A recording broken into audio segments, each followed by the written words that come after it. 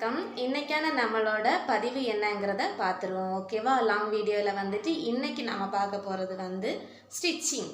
ஓகேவா? நம்ம எம்ப்ராய்டிங்கில் வந்துட்டு ஃபஸ்ட்டு ஃப்ரேமில் வந்துட்டு எப்படி கிளாத்தை வந்துட்டு மாட்டலாம், ஃபஸ்ட்டு ஸ்டெப்போட அந்த ஸ்டிச்சு வந்துட்டு எப்படி பண்ணலாம், அதுக்கு என்னென்ன வேணுங்கிறத நம்ம வந்துட்டு பார்ப்போம். சரியா? நம்ம இப்போ வந்துட்டு அந்த ஆல்ரெடி எடுத்திருந்தோம் இல்லை, அதில் வந்துட்டு அரை மீட்டர், அரை இன்ச்சு கிடையாது, அரை மீட்டர். ஓகேவா? அரை மீட்டர்னு சொல்லி வரும்போது நமக்கு வந்துட்டு 50. 1 மீட்டர் வந்துட்டு 100 சென்டிமீட்டர் தான் 1 மீட்டர். தெரியாதவங்க பார்த்துக்கோங்க. இது வந்துட்டு சின்ன அளவு, இந்த பக்கம் வந்துட்டு இருக்கக்கூடியது பெரிய அளவு. இந்த பக்கத்தில் வந்துட்டு நமக்கு 19 அரை வருது, இந்த பக்கத்தில் வரும்போது கரெக்டாக 50 வருது.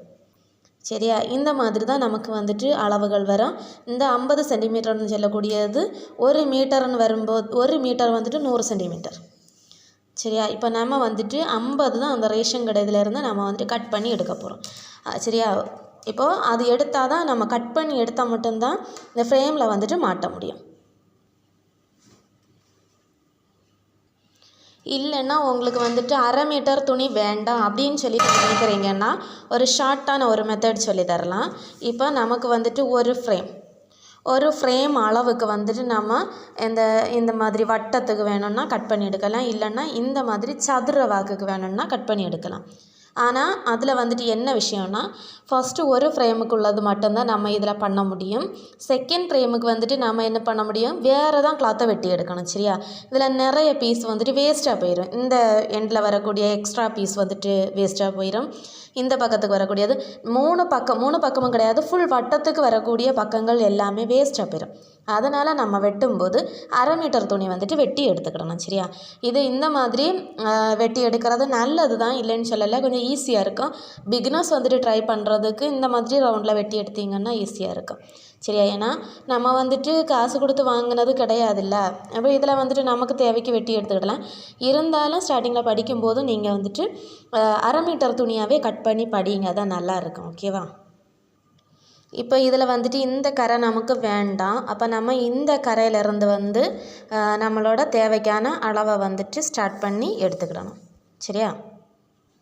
நம்ம வந்துட்டு 50 வரைக்கும் மார்க் பண்ணி எடுக்கணும். ஓகேவா? மார்க்கர் இருக்குன்னா மார்க் பண்ணி எடுக்கணும், இல்லைன்னா இந்த இடத்துல வச்சு நம்ம இப்படி வந்து மடித்து பிடிச்சாலும் போதும்.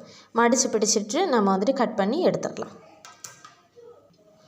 இப்போ நாம் வந்து அரை மீட்டர் துணி வந்துட்டு கட் பண்ணி எடுத்தாச்சு. இனி வந்துட்டு நம்ம இந்த ஃப்ரேமில் இருக்கக்கூடிய இந்த நெட்டு இதை வந்துட்டு நம்ம லூஸ் பண்ணணும். லூஸ் பண்ணால் தான் இதிலேருந்து இழக்க முடியும்.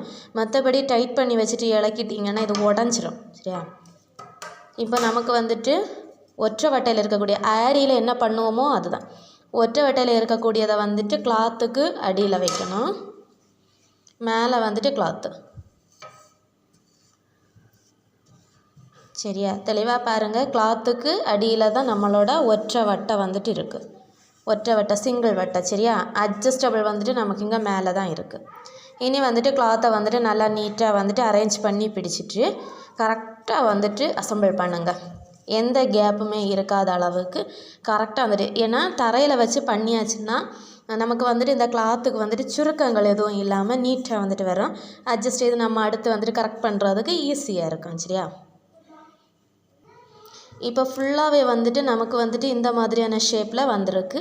இப்போ என்ன பண்ணணும்னா, இந்த அட்ஜஸ்டபிள் பின்னை வந்துட்டு நம்ம வந்துட்டு நல்லா டைட் பண்ணி வைக்கணும். சரியா? இதை வந்துட்டு நல்லா டைட் பண்ணணும். நம்மளால் எவ்வளோ தூரத்துக்கு முடியுதோ அந்த அளவுக்கு. அதுக்குன்னு சொல்லிட்டு உடச்சி வைக்கக்கூடாது. சரியா? நல்லா வந்துட்டு இதை வந்து நல்லா திருகி வச்சுட்டு கிளாத்தை வந்துட்டு தட்டி பார்க்கணும், உருவுதா இல்லையாங்கிறது. அதுக்கப்புறம் வந்துட்டு நம்ம ஆரியில் பண்ணக்கூடியது தான் இந்த மாதிரி கரெக்டாக வந்துட்டு எல்லா பக்கமும் ஃபுல் வட்டவுமே நம்ம வந்துட்டு இந்த மாதிரி ஃபோல்டு பண்ணி கொடுத்தா போதும். நம்ம வந்துட்டு ஃப்ரேமில் வந்துட்டு துணி மாட்டியாச்சு. ஓகேவா? சூப்பராக வந்துட்டு அழகாக நீட்டாக வந்துட்டு எந்த சுருக்கமும் இல்லாமல் நம்ம வந்துட்டு நீட்டாக வந்துட்டு மாட்டலாம். அதுக்கப்புறம் வந்துட்டு நல்லா நீட்டாக வந்துட்டு இது மாட்டியிருக்கா இல்லையாங்கிறத செக் பண்ணுறதுக்கு இந்த மாதிரி கொட்டி பார்க்கணும். இந்த மாதிரி கொட்டும்போது நம்மளோட கை வந்துட்டு ஆட்டோமேட்டிக்கலாக அந்த மாதிரி துள்ளும். சரியா? இதை வந்துட்டு ட்ரை பண்ணி பாருங்கள். இந்த மாதிரி கொட்டி பார்த்தா போதும், கொட்டு மாதிரி இருக்கும். ஓகேவா?